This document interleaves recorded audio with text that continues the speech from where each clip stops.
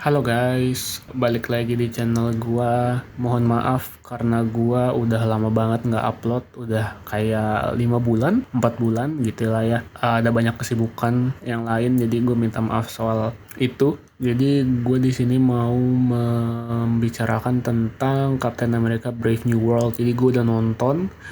Dan jujur aja ini film yang sebenarnya gue tunggu-tunggu di tahun ini.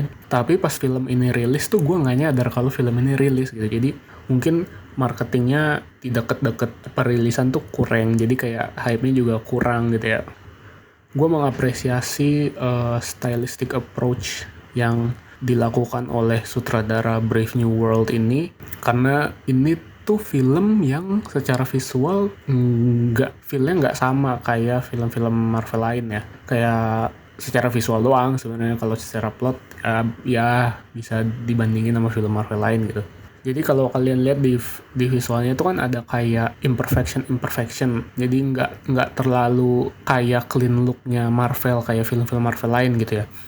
Walaupun memang karena gua asumsi mereka shotnya di digital, jadi imperfection itu ya hasil dari editan, hasil dari post production gitu. Yang membuat imperfectionnya itu kayak terlalu perfect gitu loh, noise-nya kayak terlalu perfect gitu kan.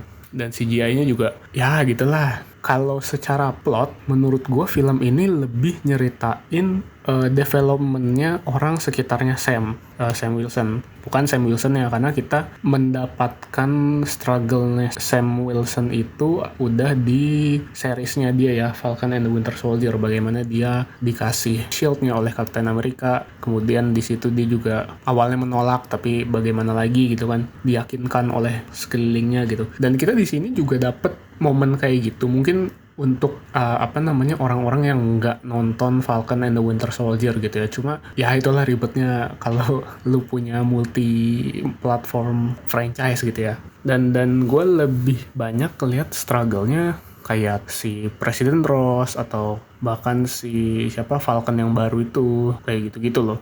Dan gue juga kurang suka bagaimana mereka membuat film ini tuh kayak malah kesannya tuh jadi kayak The Flash-nya CW gitu loh. Jadi tiba-tiba mereka punya tim gitu yang isinya dia, Falcon yang baru, terus agen siapa gitu. Jadi kayak banyak banget ini anggota timnya gitu.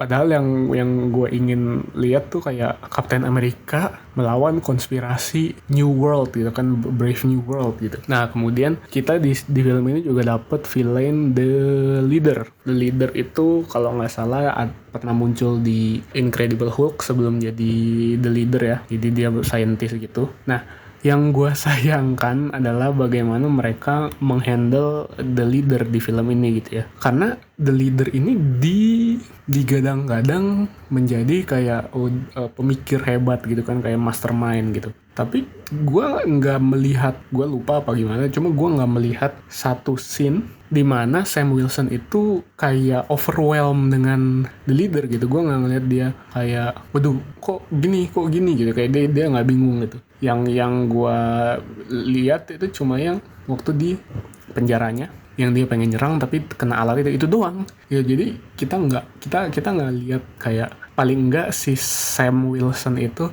melakukan apa yang si The Leader mau gitu. Bahkan kita ngelihatnya Sam Wilson ini lebih pintar dan lebih calculating daripada The Leader gitu. Jadi kayak si Samnya bilang itu kan itu yang dia pengen, gue nggak mau melakukan apa yang gue pengen. Kalau menurut gue cerita yang bagus itu ya udah Sam Wilsonnya melakukan apa yang The Leader itu sudah kalkulasi dulu gitu, baru dia di akhirnya sadar gitu, oh gue melakukan apa yang dia mau gitu, gue harusnya nggak melakukan ini. Jadi dia lebih calculating dan developmentnya di situ juga ada gitu. Dan seperti yang gue bilang tadi, The Leader kesannya bukan jadi kayak mastermind yang punya rencana kompleks banget. Jadi kayak kan dia ada probabilitas gitu kan, itu tuh cuma apa ya, jadi dia tidak merencanakan dengan baik gitu. Jadi malah kayak dia cuma ngelepasin twist gitu loh. Contoh yang paling besar itu Red Hulk ya. Jadi kayak abis dia ditangkep, dia nyebarin percakapan di telepon, itu kan kayak ngeluarin twist nih, set gitu, menjebak gitu. Habis itu tiba-tiba Red Hulk Nah itu kan jadi kayak ngeluarin twist lagi nih, gitu. Atau kayak rencana-rencana mastermind itu tuh melibatkan orang yang bukan, yang kita nggak peduli gitu. Dia melibatkan orang itu, kayak melibatkan CIA dengan pemerintah Jepang kayak gitu kan. Itu cerita background yang bagus, cuma kayak kita nggak peduli anjay sama CIA gitu kan.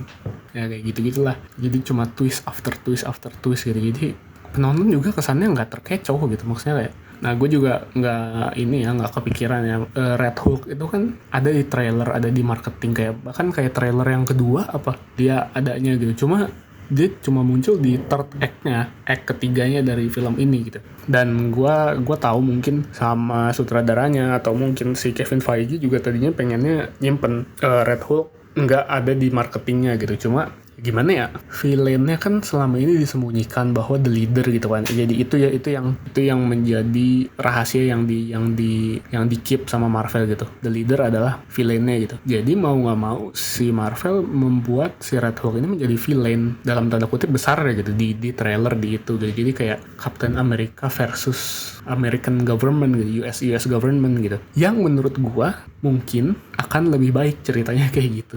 Tapi mungkin karena situasi politik di US saat ini, jadi mereka tidak melakukan hal itu gitu. Dan Marvel juga butuh sesuatu yang lebih marketable gitu daripada Sam Wilson Captain America, karena jujur aja Sam Wilson sebagai Captain America di MCU ini marketability-nya tuh masih kurang dibandingkan Steve Rogers ya. Emang kalau menurut gua sama aja sih, karena gua kan orangnya bukan yang fans ya Captain America gitu ya. Cuma gue nggak tahu lah sama yang lain gitu. Jadi mereka pakai Red Hulk untuk marketability-nya gitu. Tapi alhasil yang gue lakukan di bioskop adalah gue nungguin Red Hulk keluar nih. Red Hulk keluar kapan? Ternyata keluarnya di akhir dan tidak sesatisfying itu gitu kan. Gitu aja sih sebenarnya, itu opini gue nggak bakal nge-rate atau apa gimana ya, karena itu gue nggak mau menilai suatu film dari sebuah angka atau gimana gitu. Tapi gue enjoy nonton filmnya karena ini filmnya emang film popcorn gitu, emang film buat seru-seruan aja. Tapi itu tadi isi pikiran gue yang gue keluarin. Dan satu lagi, ini spoiler kalau kalian belum, semuanya spoiler sih kalau kalian belum nonton, tapi ini spoiler untuk post credit scene-nya yang si leader bilang, kamu pikir cuma ada satu dunia ini gitu kan. Itu adalah post credit scene yang bagus kalau sebelum-sebelumnya kita belum melihat multiverse. Itu kayak abis Endgame gitu ya. Abis Endgame keluar Captain America Brave New World, lawannya The Leader. Dia bilang gitu, itu bagus. Kalau misalnya kita sekarang ngelihat itu kayak No Way Home udah ada multiverse, Doctor Strange sudah ada multiverse, terus apa lagi, Ant-Man tuh udah ada, Kang malah udah ada multiverse ya, Kang apa segala macam gitu. Terus apa lagi, banyak banget kan multiverse di Marvel ini gitu. Jadi kayak jadi blend banget gitu, datar banget. Mungkin mereka itu sebagai marketing Fantastic Four ya, yang setnya di dunia lain, di universe lain selain MCU ini gitu. Cuma ya gimana ya, agak kurang aja sebenarnya. Ya itu aja guys, gue gak bisa napas. Dadah.